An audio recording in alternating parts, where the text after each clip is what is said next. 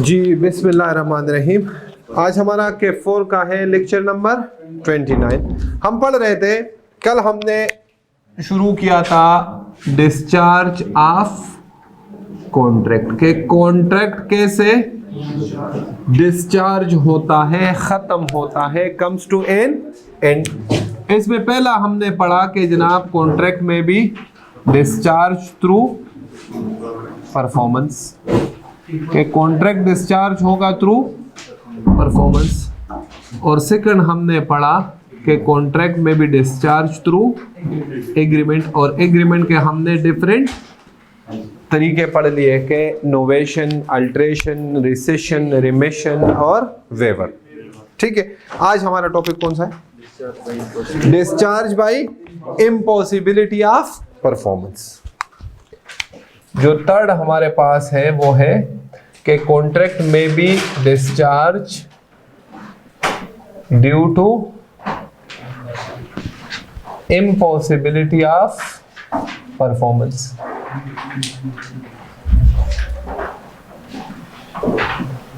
देखिए पहले एक कॉन्सेप्ट समझ ले, ये हमने पढ़ा था। अच्छा, impossibility of performance. For example दो लोगों के दरमियान कॉन्ट्रैक्ट हो, ठीक है, ए और बी के दरमियान क्या हो जाए? कॉन्ट्रैक्ट, लेकिन वो कॉन्ट्रैक्ट परफॉर्म करना क्या हो जाए? इम्पॉसिबल। क्या हो जाए? इम्पॉसिबल। तो इसको हम कहते हैं subsequent impossibility. Eight the time of contract जो है वो काम करना पॉसिबल था, या इसको कहते हैं सुपरवीनिंग इम्पॉसिबिलिटी। कौन सी इम्पॉसिबिलिटी? सुपरवीन। जब दो लोग आपस में कॉन्ट्रैक्ट कर रहे थे तो उस टाइम वो काम, भाई ये तो बंद है, अच्छा ठीक। जब दो लोगों के दरमियान कॉन्ट्रैक्ट हो रहा था तो उस टाइम वो काम था पॉसिबल टू परफॉर्म। जैसे मैंने एग्जांपल दिया था कि दो लोगों के दरमियान कॉन्ट्रैक्ट होता है, एक कहता है जनाब मेरे पास घोड़ा है, मैं आपको सेल कर दूंगा, याद आ रहा है कुछ? दूसरे ने कहा ठीक है। Eight the time of contract वो घोड़ा जिंदा था। जब ये कॉन्ट्रैक्ट में एंटर हुए, परफॉर्मेंस का टाइम आया। क्या आया? परफॉर्मेंस। परफॉर्मेंस क्या है? नॉर्मल तरीका है कॉन्ट्रैक्ट को खत्म करने का, ठीक है। जब वो घोड़ा लेने गया और दूसरा घोड़े देने के लिए राजी था कि शाम को आ जाए, एक पैसे दे देगा, दूसरा सब्जेक्ट मैटर, घोड़ा मर चुका था। तो इसको हम क्या कहते हैं कि ये बाद में क्या हुआ? इम्पॉसिबल। इस इम्पॉसिबिलिटी को हमने नाम दिया था सबसीक्वेंट, या इसको कहते हैं सुपरवीनिंग इम्पॉसिबिलिटी। कौन सी इम्पॉसिबिलिटी? सुपरवीनिंग। जब contract, eight the time of contract कोई काम के लिए दो पार्टीज एग्री हो जाए और उस टाइम वो काम पॉसिबल हो, तो क्या बन जाता है भाई? क्या बन जाता है? कॉन्ट्रैक्ट बन जाता है। और बाद में सब्सीक्वेंटली वो क्या हो जाए? इम्पॉसिबल। तो इस कॉन्ट्रैक्ट को हम कहते हैं, कौन सा कॉन्ट्रैक्ट? Wide contract. कौन सा contract? A contract which is not enforceable by law. जब बना था उस टाइम इन्फोर्सेबल बाय लॉ था। कॉन्ट्रैक्ट का वर्ड कब यूज होता है? कॉन्ट्रैक्ट का मतलब क्या है? An agreement enforceable by. तो जब बना था उस टाइम ये इन्फोर्सेबल बाय लॉ था, लेकिन बाद में क्या हुआ? इम्पॉसिबल। तो ये किस में कन्वर्ट हुआ? वाइड। और एक वो हो सकते हैं, दूसरा एक ऐसे कॉन्ट्रैक्ट्स हो सकते हैं, एग्रीमेंट ए और बी के दरमियान एग्रीमेंट है। ए और बी, ए ने कहा कि जनाब आप जो है ऐनक वाले जिन बन जाओ और जादू से मुझे गायब कर दो, पुलिस मेरे पीछे लगी हुई है, ठीक है, मैं किसी को नजर ना हूं। बी ने कहा ठीक है ये काम मैं कर दूंगा, लेकिन इसके बदले आप मुझे 5 लाख रुपए देंगे। क्या ये काम पॉसिबल है? मैंने एक और एग्जांपल दी थी, एक इंसान को आप पैसे दे, कहें 100 किलोमीटर पर आवर के हिसाब से दौड़ लगानी, भाई पॉसिबल है? नहीं है। वो वाला कि मैं आप के लिए आसमान से तारे तोड़ लाऊंगा, आप लोगों का बड़ा मशहूर डायलॉग। इस तरह के काम, ये क्या है? ये कौन से एक्ट से भाई? ये कौन से एक्ट से? Impossible acts. कौन से एक्ट्स? ये एग्रीमेंट जो है ये कॉन्ट्रैक्ट ही नहीं बनता, ये एग्रीमेंट ही क्या है? वाइड। तो इम्पॉसिबिलिटी का कॉन्सेप्ट दो तरह का आता है। एक, जब हम कॉन्ट्रैक्ट एग्रीमेंट में एंटर हो रहे हैं उसी टाइम हमें पता हो कि ये इम्पॉसिबल है, तो लॉ कहता है इसमें कौन सा एग्रीमेंट बनेगा, वाइड एग्रीमेंट, वाइड ए बी। और एक ऐसा कि at the time of contract वो पॉसिबल हो, तो पहले कॉन्ट्रैक्ट बनता है, जब वो बाद में क्या बन जाता है, तो हमारे पास क्या बन जाता है, वाइड कॉन्ट्रैक्ट। उधर void agreement or void A B. याद आ रहे कुछ के नहीं जी। अब आ जाए, कह रहे जनाब ये वाला, ये आपको बता रहा है कि कॉन्ट्रैक्ट वाइड का मतलब क्या है, जब वाइड लग गया नॉट इन्फोर्सेबल बाय लॉ। मतलब क्या हुआ कि नॉट इन्फोर्सेबल बाय लॉ, तो कॉन्ट्रैक्ट क्या हो गया, खत्म हो गया ना भाई, क्या हो गया, खत्म को हम क्या कहते हैं, discharge, comes to an end. जब कॉन्ट्रैक्ट बना उस टाइम वैलिड कॉन्ट्रैक्ट था, बाद में वो इम्पॉसिबल हुआ, क्या इम्पॉसिबल क्या हुआ, इम्पॉसिबल टू परफॉर्म, तो लोग कहते हैं कॉन्ट्रैक्ट क्या हो गया, खत्म हो गया जी। इम्पॉसिबिलिटी के डिफरेंट केसेस है, वो कौन कौन से हैं। नंबर फर्स्ट कह रहा है कि जनाब कॉन्ट्रैक्ट क्या हो जाता है, ग्राउंड्स क्या है, सुपरवीनिंग या सब्सीक्वेंट इम्पॉसिबिलिटी, जिसमें समझा जाएगा कि कॉन्ट्रैक्ट क्या हो गया, डिस्चार्ज। हर केस में नहीं होगा, वो आपको कुछ केसेस बता रहे, केस में कंसिडर होगा कि कॉन्ट्रैक्ट डिस्चार्ज हो गया। नंबर फर्स्ट कह रहा है डिस्ट्रक्शन ऑफ सब्जेक्ट मैटर। क्या चीज, डिस्ट्रक्शन ऑफ, अभी मैंने आपको बताया, घोड़े वाला एग्जांपल बताया ना, जिंदा चीज थी ना, हाँ, तो उसके लिए हम डिस्ट्रक्शन का वर्ड नहीं यूज करते, डाइट, मर गया। अब आप किसी के साथ, किसी घर का, दो बंदे आपस में कॉन्ट्रैक्ट करें कि मेरा घर है, मैं आपको 1 करोड़ का सेल करना चाहता हूँ। उसने कहा ठीक है, मैं लेने के लिए तैयार हूँ। पड़ोसी थे, इस्लामाबाद में रहते थे, घर था स्वात में, कहते इस हफ्ते जाएंगे ना तो बस आप घर खाली कर दे, मैं पैसे दे दूंगा। सैलाब आ गया, घर गिर गए, कॉन्ट्रैक्ट बना, लेकिन परफॉर्मेंस से पहले वो क्या हो गया, डिस्ट्रक्शन ऑफ सब्जेक्ट मैटर। तो कॉन्ट्रैक्ट क्या हो गया, डिस्चार्ज। ये कौन सा कॉन्ट्रैक्ट बन गया, वाइड कॉन्ट्रैक्ट। ये भी याद रखें, रिजल्ट क्या बनता है ये बहुत जरूरी है। ये आपसे पेपर में पूछ सकता है कि जनाब बनाए बताइए कौन सा कॉन्ट्रैक्ट बन गया, तो वो कॉन्ट्रैक्ट जो at the time of formation valid होते हैं, बाद में नॉट इन्फोर्सेबल बाय लॉ हो जाते हैं, उसको हम क्या कहते हैं, वाइड। और वाइड एग्रीमेंट कैसे कहते हैं, जो at the time of formation ही क्या थे, void A B initio. Okay भाई, ठीक है जी। डेथ आर पर्सनल इनकैपेसिटी, अगर कॉन्ट्रैक्ट हो, अभी इसी चैप्टर में पढ़ा था, अगर कॉन्ट्रैक्ट हो पर्सनल नेचर का, याद आ रहा है, हाँ, और प्रोमिसर मर जाए, क्या हो जाए, मर जाए, तो कॉन्ट्रैक्ट क्या हो जाएगा भाई, क्या हो जाएगा, discharge, comes to an end. जब कॉन्ट्रैक्ट किस टाइप का हो, पर्सनल, जिसमें पर्सनल स्किल्स इन्वॉल्व हो। याद आ रहे, वो टेलर का, पेंटिंग का, टीचर का मैंने एग्जांपल दिया था, याद आ रहे कि नहीं। अगर आम कॉन्ट्रैक्ट तो आम लोगों के पर्सनल स्किल्स इन्वॉल्व ना हो, तो प्रोमिसर के मरने के साथ उनकी रिस्पॉन्सिबिलिटीज उसके लीगल रिप्रेजेंटेटिव्स को ट्रांसफर हो जाए। ओके, डिक्लेरेशन ऑफ वार जी। आपका कॉन्ट्रैक्ट है किसी दूसरे कंट्री के सिटीजन के साथ, और जिस कंट्री के सिटीजन के साथ आपका कॉन्ट्रैक्ट है, उसी कंट्री के और आपके कंट्री के दरमियान जंग शुरू हो जाए। क्या शुरू हो जाए, जंग शुरू हो जाए, तो आप दोनों का कॉन्ट्रैक्ट क्या हो गया, void, discharge, comes to an end. Alien enemy वाला याद है, an agreement with alien enemy is void A B. वो कॉन्ट्रैक्ट बना तब वो आपका रियासत का दुश्मन नहीं था। कॉन्ट्रैक्ट बनने के बाद क्या शुरू हो गई, जंग शुरू हो गई। वो आपका, वो कंट्री आपकी क्या हो गई, रियासत की दुश्मन, और एलाइन इनिमी के साथ कॉन्ट्रैक्ट नहीं होता। तो ये कौन सा कॉन्ट्रैक्ट क्या हो गया, डिस्चार्ज। और अगला है particular state of things does not ceases to exist. Particular state, कुछ चीजें ऐसी होती है ना कि वो एक स्टेट में हो तो वो यूज के काबिल होती है।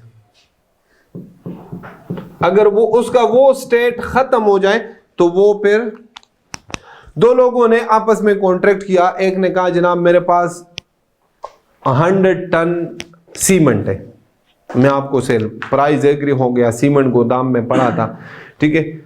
अब दोनों को पता नहीं था, कॉन्ट्रैक्ट के बाद गोदाम में पानी चला गया और सीमेंट के साथ मिक्स हो गया। क्या सीमेंट डिस्ट्रॉय हो गया?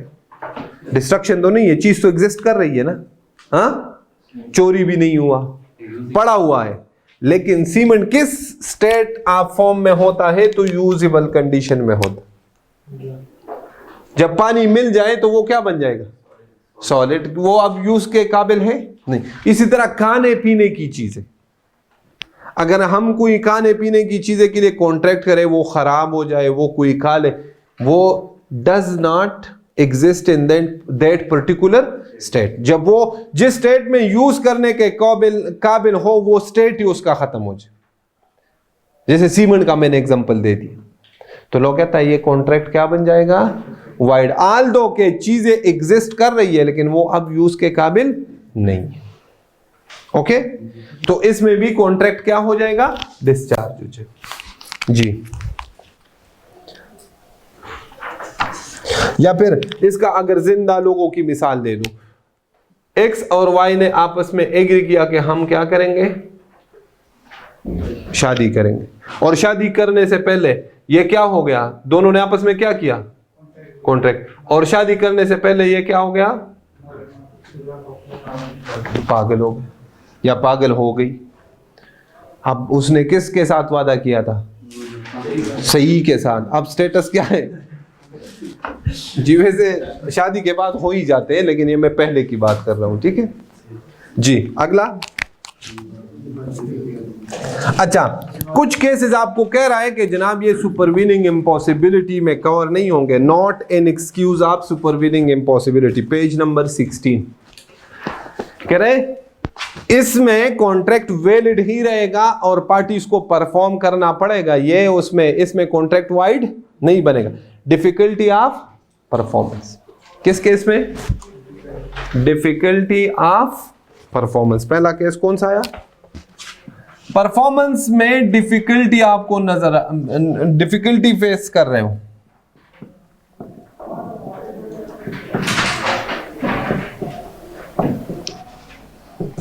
जैसे कि आपने किसी के साथ कॉन्ट्रैक्ट किया, मैंने किसी के साथ कॉन्ट्रैक्ट किया कि जनाब मैं आपको, हसन और मेरा कॉन्ट्रैक्ट हुआ, मैंने एग्री किया हसन मैं आपको 1000 चेयर्स जो है ना ये सप्लाई करूं, ठीक है। प्राइस एग्री हो गया, हसन ने मुझे एडवांस भी दिया, मैंने कहा जनाब मैं 15 नवंबर तक आपको 1000 चेयर सप्लाई। अब मैं मार्केट में निकला, चेयर्स जो है शॉर्ट हुई पड़ी है। क्या हुई पड़ी है? मार्केट में मिल ही नहीं रही। लोग कहता है this is not an excuse of impossibility of performance. कह रहे अब जहां से भी हो अब्दुर्रहमान आपने ये करना है, आपका कॉन्ट्रैक्ट खत्म नहीं हुआ, डिस्चार्ज नहीं हुआ, आपकी लायबिलिटी खत्म नहीं हुई। ये आपको क्या सामने नजर आ रहा है? Difficulty in performance. कह रहे difficulty in performance supervening impossibility में कवर नहीं होता जी। कमर्शियल इम्पॉसिबिलिटी, आप कोई कॉन्ट्रैक्ट करें और बाद में आपके लिए वो कमर्शियली इम्पॉसिबल हो। कैसे इम्पॉसिबल हो? कमर्शियली इम्पॉसिबल हो जाए आपके लिए। कमर्शियल का मतलब क्या है? मतलब बिजनेस के पॉइंट ऑफ व्यू से। कैसे? मैंने हसन के साथ कॉन्ट्रैक्ट किया, हसन मैं आपको 1000 चेयर सप्लाई करूंगा 15 नवंबर को और एक चेयर में आपको चार्ज करूंगा 5000 रुपीज। एक चेयर कितने का सेल करूंगा? हमने कॉन्ट्रैक्ट किया, राइटिंग, हसन ने मुझे एडवांस दिया। मैं जब मार्केट में गया, मेरी फैक्ट्री नहीं है, मैंने मार्केट से चेयर्स उठानी थी, मैं मार्केट में गया, मार्केट में मुझे होलसेल में चेयर मिल रही थी एक 5200 की, 5500 की। मैंने एग्री कितने का किया? 5000। अब मैं क्या करूंगा? हसन को कहूंगा नहीं मैं ये नहीं कर सकता। लॉ कहता है कानून, कारोबार जो है ये हलाल क्यों है? इसमें नफा नुकसान, भाई आप नफे के पॉइंट ऑफ व्यू से आपने कॉन्ट्रैक्ट किया था, आपको पता नहीं था ये। अब आपके लिए कौन सी इम्पॉसिबिलिटी है? कमर्शियली। कौन सा? कमर्शियल, मतलब आपके लिए बिजनेस आपका लॉस हो रहा है तो लोग कहते हैं ये इम्पॉसिबिलिटी में कवर नहीं होता। भाई लॉस करोगे अब, लेकिन चेयर सप्लाई करोगे, जो उसके साथ एग्री किया है वो काम करो।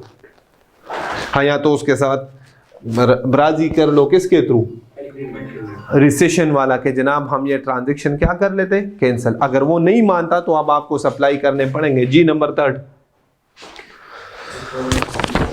डिफॉल्ट ऑफ अ, कह रहे जनाब आप परफॉर्म ना कर सके, किसकी गलती की वजह से, थर्ड पार्टी। तो ये सुपरवीनिंग इम्पॉसिबिलिटी में नहीं आता। मैंने हसन को कहा 1000 चेयर सप्लाई करूंगा, लेकिन मुनव्वर ने मुझे कहा था कि अब्दुर्रहमान मैं आपको 10 नवंबर को 1000 चेयर सप्लाई करूंगा। मैंने हसन को 15 का वादा किया कि मैं आपको 5 दिन मैंने रखे ना, कि चलो मुनव्वर अगर लेट भी हो जाए 1-2 दिन तो 15 को मैं कर दूंगा। मुनव्वर ने 10 को मुझे सप्लाई नहीं किए, 11 को भी नहीं किए, 12 को भी नहीं किए, 14 तक भी नहीं किए, 15 तक भी नहीं किए। मैं तो मुनव्वर के साथ अपना खाता देख लूंगा, मेरे और हसन के दरमियान क्या मैं अपनी परफॉर्मेंस से एक्सक्यूज कर सकता हूं। लॉ कहता है जनाब मुनव्वर थर्ड पार्टी की गलती की वजह से आप किसी दूसरे पार्टी को नुकसान, ये तो आपका और मुनव्वर, हाँ अगर हसन को मैंने ये कंडीशन लगाई हो कि मैं आपको 1000 चेयर्स 15 नवंबर को तब सप्लाई करूंगा जब मुनव्वर मुझे 10 नवंबर को सप्लाई देगा, तो फिर तो डिपेंडेंट हो गया ना मेरा परफॉर्मेंस। लेकिन अगर मैंने नहीं कहा तो लोग कहते हैं जनाब जहां से भी हो आपने जो वादा किया है वो पूरा कर लो, वरना ये ब्रीच ऑफ कॉन्ट्रैक्ट होगा।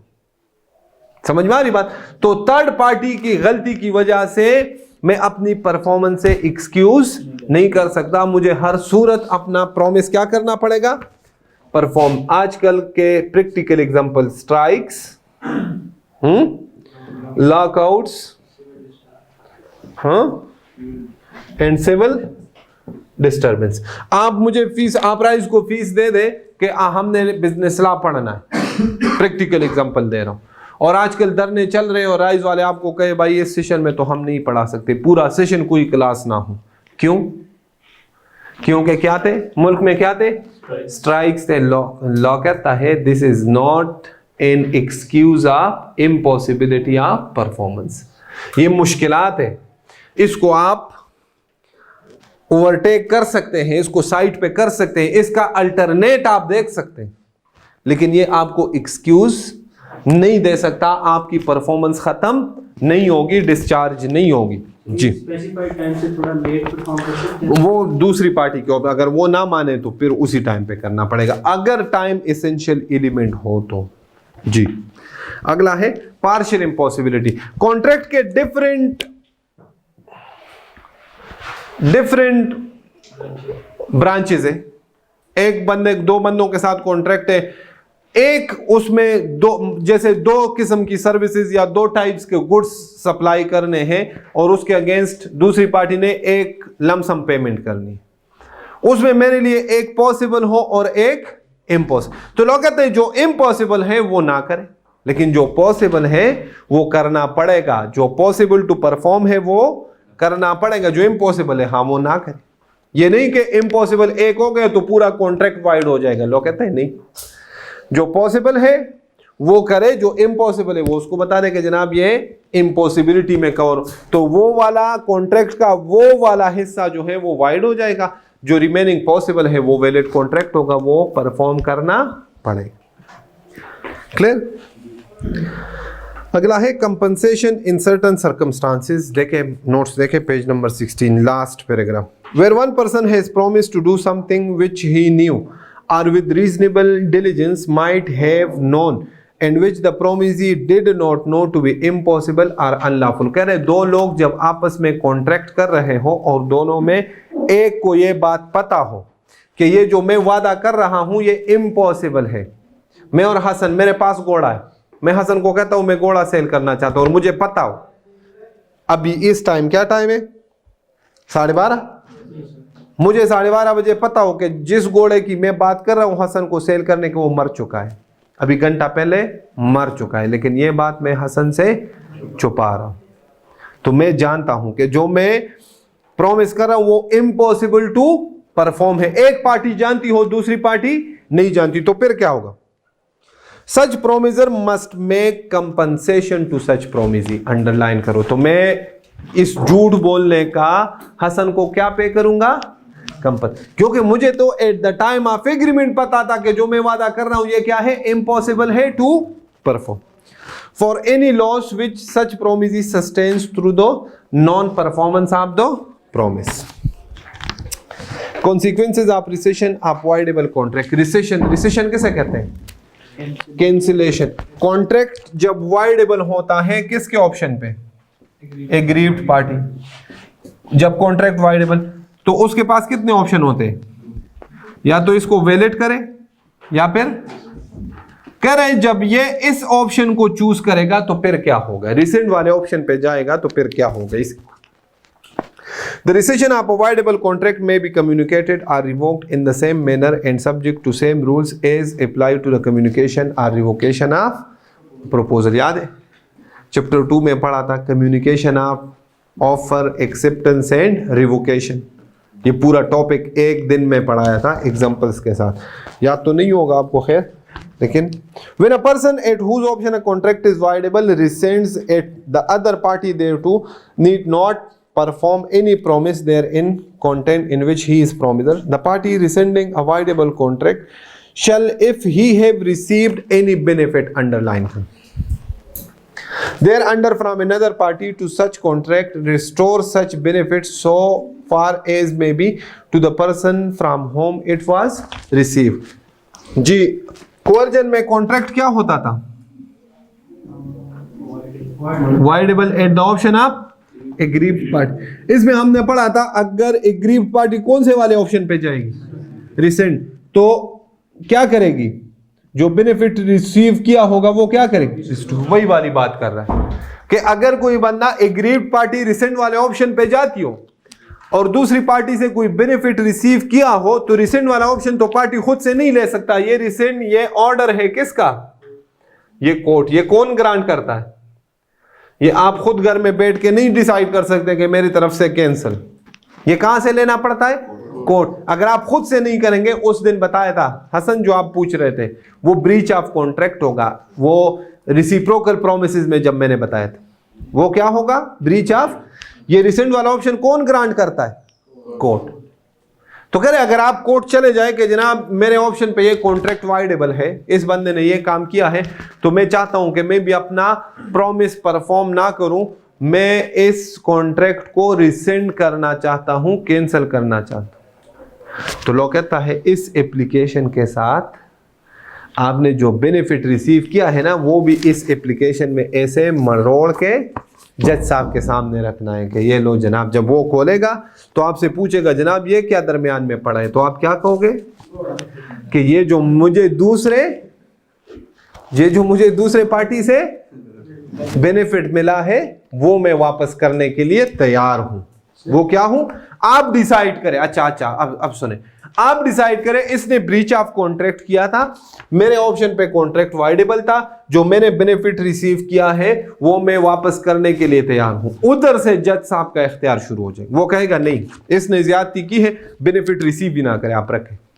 हाँ, आपने इतना बेनिफिट रिसीव किया है, चले 50% आप रखे एज अ कंपनसेशन, क्योंकि इसने ब्रीच ऑफ कॉन्ट्रैक्ट किया है। 50% वापस करे, 10% वापस करे, 100% वापस करे, वो फिर कौन डिसाइड करेगा? कोर्ट डिसाइड करेगा। ओके भाई, ठीक है। सर ये जो कोर्ट में एक्सपेंस होता है केस वगैरह तो वो भी कंपनसेशन? हाँ बिल्कुल। अगर साबित करे तो लॉ कोर्ट आप किस वजह से गए हैं, दूसरे गिल्टी पार्टी की वजह से ना, तो वो भी आप क्लेम कर सकते हैं कि जनाब वकील साहब और मेरे आने जाने पे पेट्रोल और मेरा इतना खर्चा हो गया, ये भी कहिए मुझे दे। ठीक है जी। अगला क्या? Advantage received under void agreement or void when an agreement is discovered to be void, underline करो, or when a contract becomes void, any person who has received, इसकी बात कर रहे हैं किसकी? जब आप बना रहे थे उस टाइम क्या था? उमर, जब आप बना रहे थे उस टाइम क्या था? कॉन्ट्रैक्ट। बाद में क्या हुआ? तो क्या हुआ? कह रहा है or when a contract becomes void, any person who has received any advantage under such agreement or contract is bound to restore it, underline। इसका एग्जांपल ले लेते हैं, डिस्ट्रक्शन। मैंने कहा दो लोगों के दरमियान कॉन्ट्रैक्ट हुआ, वो घोड़े वाला। न मुझे पता था न हसन को पता था कि घोड़ा जिंदा है या मर चुका। मैंने ₹1,00,000 हसन से एडवांस रिसीव किया। जब शाम को घर गया, घोड़ा मर चुका था। ये जो ₹1,00,000 मैंने रिसीव किया, लॉ कहता है you are bound to restore. जब कॉन्ट्रैक्ट बना तब क्या था? वैलिड ना। बाद में क्या हुआ? तो किस में कन्वर्ट हुआ? Void contract. जी क्लियर? बस जी एक बार विद एग्जांपल्स पढ़े शाबाश। नहीं, एक बार पढ़े, बहुत इंपॉर्टेंट है। वो 5 मिनट नहीं लगने। जीत गए, बैटिंग कर रहा है। हाँ फिर तो ठीक है। अगर ये जीतते तो इन्होंने भी पहले फील्डिंग करनी थी पाकिस्तान। चले शाबाश।